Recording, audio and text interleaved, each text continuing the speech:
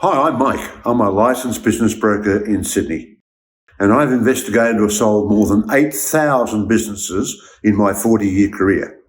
Today, I'm going to show you how to make your business easier to sell when it comes time for you to sell.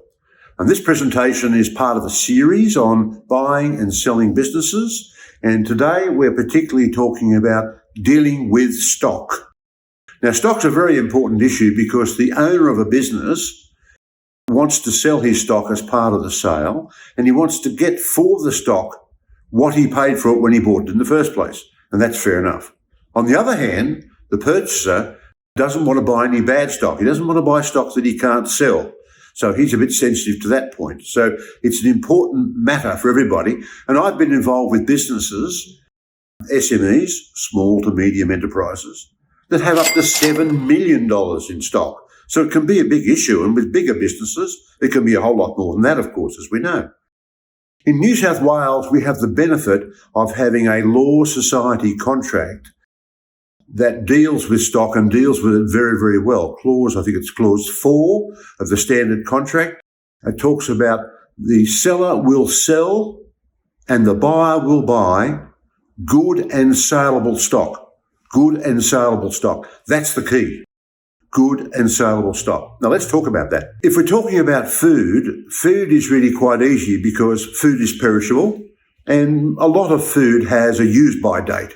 So it's not a problem if it's past the use by date. Obviously it's not saleable. So food is generally pretty easy to deal with. Fashion, on the other hand, is exactly the opposite. Fashion can be very difficult. Last year's fashion, particularly ladies' fashion, you maybe can't sell this year at all. So be careful if you're involved in fashion because stock involved with fashion can date very quickly. On the other hand, hardware is neither fashionable nor is it perishable. So hardware is not a problem. A hammer of 3 or 4 years ago is still a hammer today by and large, right? Yes, paint goes out of date, I know, but hardware generally is much simpler. My advice to you, if you are the owner of a good business and you have stock in it, start getting rid of old stock. Yeah, you all have some old stock. Let me assure you, you all have some old stock. So start working on it month by month. Keep clearing out that old stock. It is far better for you to get rid of the stock before your business goes up for sale than to try and include old, clumsy, out of date, damaged stock, unsaleable stock in the sale of your business. It's going to cause a problem. So you, as the owner of the business, are far better off to get rid of that stock yourself. With any sale, you have to set a maximum value for the stock. So if it's 200,000 or $1 million or 5 million, in the contract, you have to set a maximum value. Okay. And that protects everybody because the standard contract says that if the stock amount exceeds the amount specified in the contract, that the purchaser reserves the right to reject such stock as he picks to reduce the overall level of stock down to the number that's specified in the contract, okay? So that's important. You make sure you set a maximum value for your stock. Stock can be counted by you. You yourself can count the stock with the purchaser, of course, if you're the owner of the business. The two of you can get together and count the stock and decide on what its value is. If it's a lot of stock, you may decide that you would have 2 teams of people, 3 or 4 people working for each team to count the stock.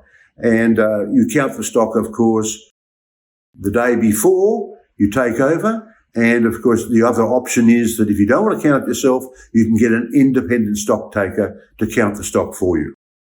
Now, if for some strange reason you cannot agree on the value of the stock, and I can tell you, you will, but if for some strange reason you cannot agree on the stock, the standard contract says that in that event, an independent stock taker will be appointed and his decision will be final. That's more or less what it says in principle.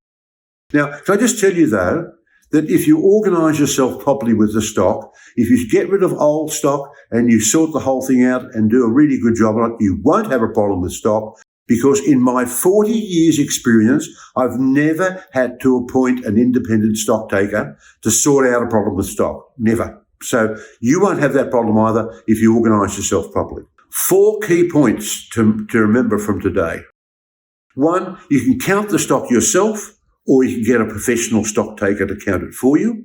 2, if you're the owner of the business, start getting rid of old stock immediately. I think that's a really good bit of advice.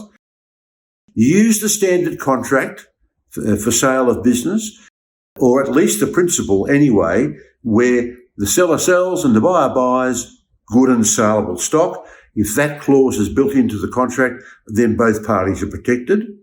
And don't worry about stock. A lot of people, get nervous about stock because there's a lot of money involved. If you sort it out, it will go very well. So apply these principles and your business sale will go through and it'll be much easier for you. If you have any questions, call me, make contact with me on the contacts that are in the remaining part of this video. Thank you for watching and have a very good day.